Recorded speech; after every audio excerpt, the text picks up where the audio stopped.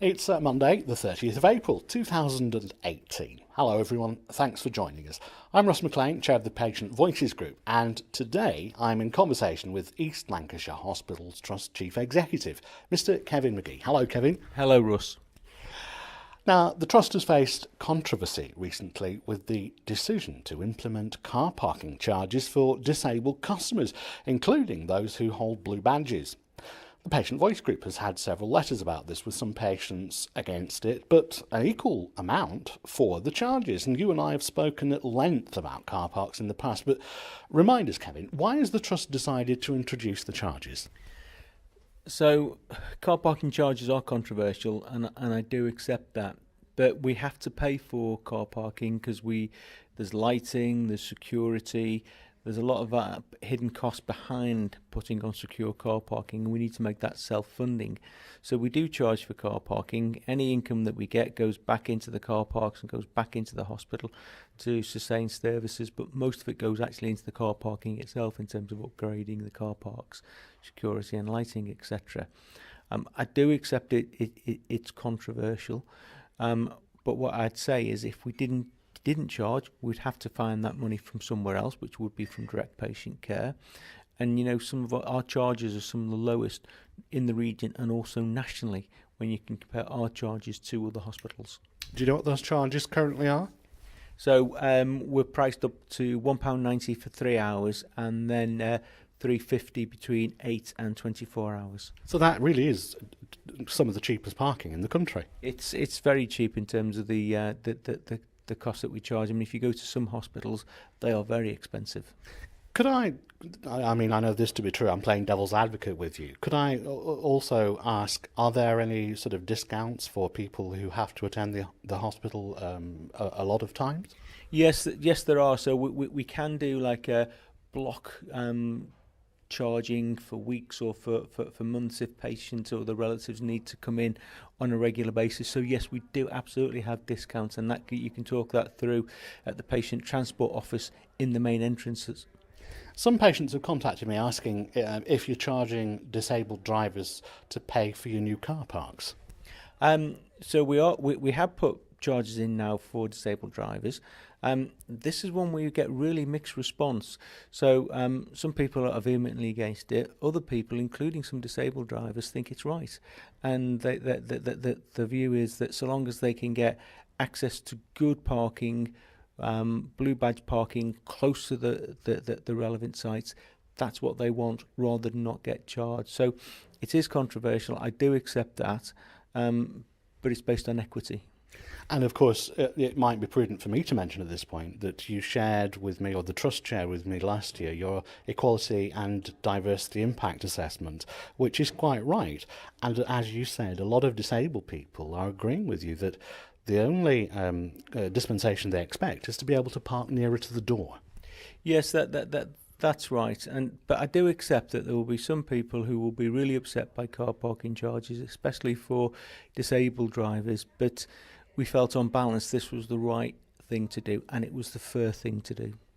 Okay, I had a question about the bus service. This is the shuttle bus which operates between Blackburn and Burnley. How much do you know does it cost the Trust to run this service every year? And is it available to both staff and patients? So it is available to both staff and patients, and it runs 7 days per week. It's a very expensive service. It costs us in excess of £500,000 per year to run this service, so it's very expensive, but we feel it's the right thing to do to allow staff and patients to commute between the two main hospital sites. Okay, staying with car parking, you've recently opened a new car park at a cost of £1.6 million, and this was a joint effort by the Trust and with Blackburn with Darwen Borough Council. The new car park has been welcomed by patient and patient groups. The projected income of the new car park is said to be £500,000 per year. Can you tell us how this money will be spent, and can you assure patients that car park monies are used to support patient services? So the first thing to say is the actual car park itself is a local authority car park. It's not mine. So any of the income that's received will go in to support the local authority in the car parks that they run. What I can say is the income that we receive from car parking always goes back into either support the running of the car parks, as I've said, or goes back into general services to support services. Now, I'd like to return you to a topic that you and I covered in a previous audio blog, and this is sepsis. You were slated by the BBC, which reported that you were an outlier in this area, a report which you refuted at that time and which you continue to refute. But there is now additional information regarding the Trust's sepsis programme. I guess it's good news because we should explain that routinely everyone who's admitted for elective surgery or those who are admitted as a result of accident and emergency are now screened for sepsis. You told me that the Trust has its own sepsis task force, and now you're reporting a significant improvement in the treatment of sepsis. Tell us more. So sepsis is a very serious condition, and it does occur, unfortunately, when people come into hospital, or people can come in with sepsis that's already forming. What we do is we have what we call the sepsis bundle. So there's a number of interventions that people are treated against and judged against to check whether there's any issues with sepsis or any concern about sepsis. And it's really important that as many patients as possible go through this sepsis bundle. So what we've done is we've put additional support and additional staff in to make sure that we can really look at sepsis and make sure that or as many patients as practically possible are screened and monitored for sepsis.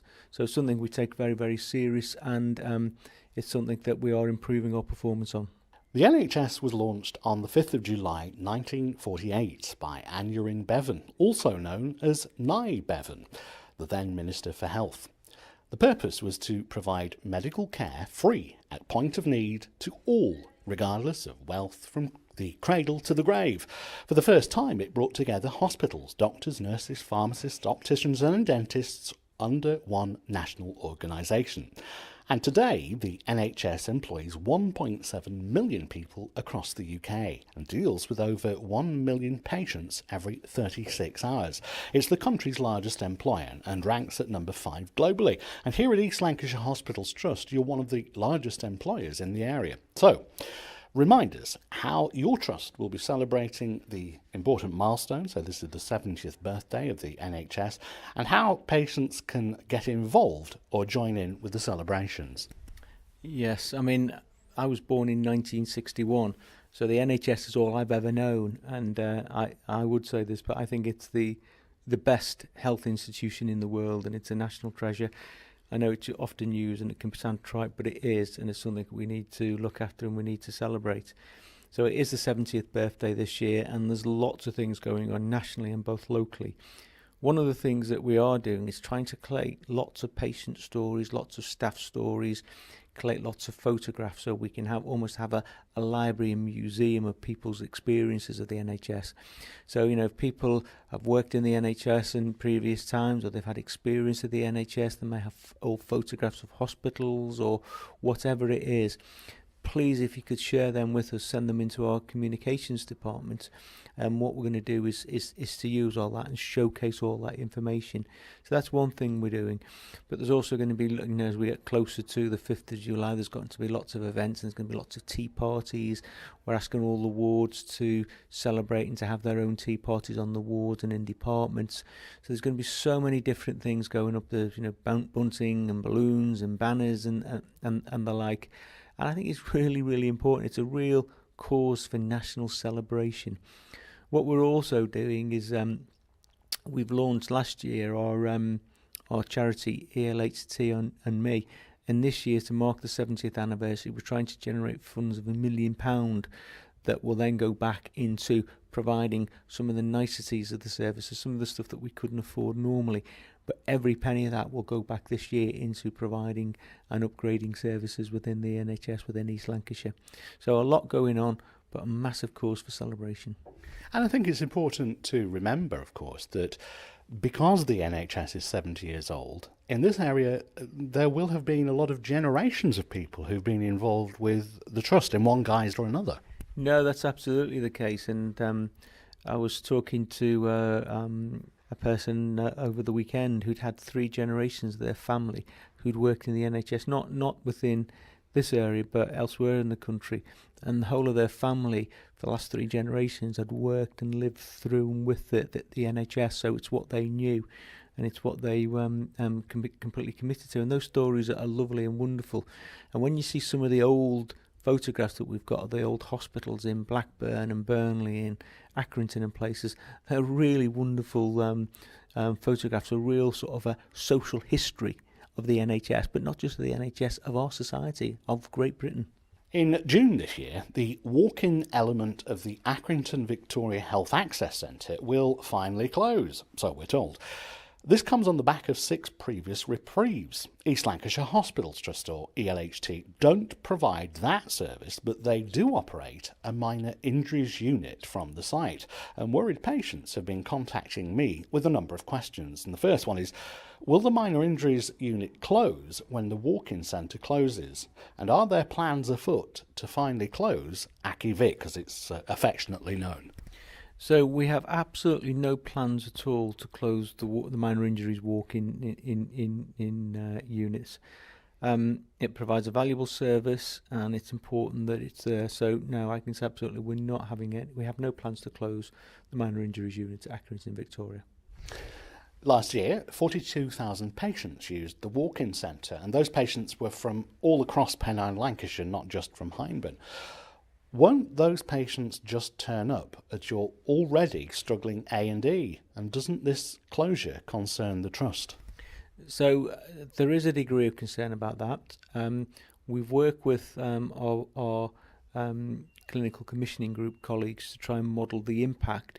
There is additional primary care capacity being put in to try and manage some of this issue, but we will be putting additional staff into the minor injury unit at Accrington, but also into the walk-in centres at Burnley and Blackburn to try and cover the impact. But it is something that we are aware of, and we're going to have to monitor very closely. So I've had another question in from a patient who asks if you agree that the appalling access to GP services, and that's their words, not mine, locally is fueling the inappropriate attendances at your A&E. So they're saying, do GP services locally fuel the inappropriate attendances at your accident and emergency department? So what I would say is generally we have good primary care within Pennine, Lancashire, but primary care is under an awful lot of pressure. There are vacancies in primary care, as I've got vacancies for hospital consultants and doctor posts. So primary care is under a lot of pressure. And it's also fair to say that we do still get patients who turn up at minor injuries units or walk-in units or A&E inappropriately. They should and could have been treated elsewhere. And what we need to do is to work with those patients and work with our communities so that people go to the right place at the right time and access the right time. As I said, I think we do have good primary care, but it is under so much pressure that I think we need to all think about how we can support and work with primary care to put that additional capacity in. Well, let me ask the obvious question then. Is it time for primary and secondary care to merge as one and for it to be seamless? Well, we are working much closer together between primary and community and secondary care, but there'll always be a continuum of care, and that's quite right. And primary care is really important. It is. We talked about the NHS previously, and we talked about health services. Generally within our country, and primary care is a really important plank. So I want to see primary care grow, flourish, and develop. But you are right that the barriers that historically have existed between primary care and community care and secondary care absolutely need to be broken down. There seems to be lots to celebrate at East Lancashire Hospitals Trust right now. Last week, we saw the Trust recognising staff at the annual Star Awards, and in May, you'll be recognising nurses and midwives. Could you explain a little bit more about that to me? Yes, so we've got the International Nurses Day. This has been run for many, many years now, and it's really to celebrate all that's good about nursing. So the Nursing International Day is on the birthday of Florence Nightingale, and we also have the International Day of Midwifery, which has been launched in the 1990s. And we have some fabulous nurses and midwives within East Lancashire. You can nominate nurses, midwives, through NHS Heroes at elht.nhs.uk, and the more nurses and midwives who we can get nominated, the better, because it's really a recognition of the great work that they do. Kevin, you and I very often talk about emergency medicine and targets, but this month I'd like to take a very different perspective on emergency medicine, with the news that for the first year ever, more than 1,500 people in the UK have donated their organs after they died. And this means, of course, that more people than ever have had a transplant to transform their life. Now, ELHT staff helped to facilitate some of these incredible acts of kindness, enabling 14 patients to become organ donors during 2017-18, and this resulted in 42 life-saving transplants. Now, as Chief Executive of the Trust, what are your views? How do you feel about organ donation? So this is a very difficult area, very emotive area, but I think it's wonderful that families in the most difficult of circumstances imaginable can help and support their loved ones to donate organs that allow other people then to have long and healthy lives. So clearly it's something that I absolutely support, it's something that I absolutely applaud, and it's the right thing to do. But I do recognise the sensitivities around it. And as you say, Russ, we've had 14 patients who have become organ donors, and that's helped to save 42 lives.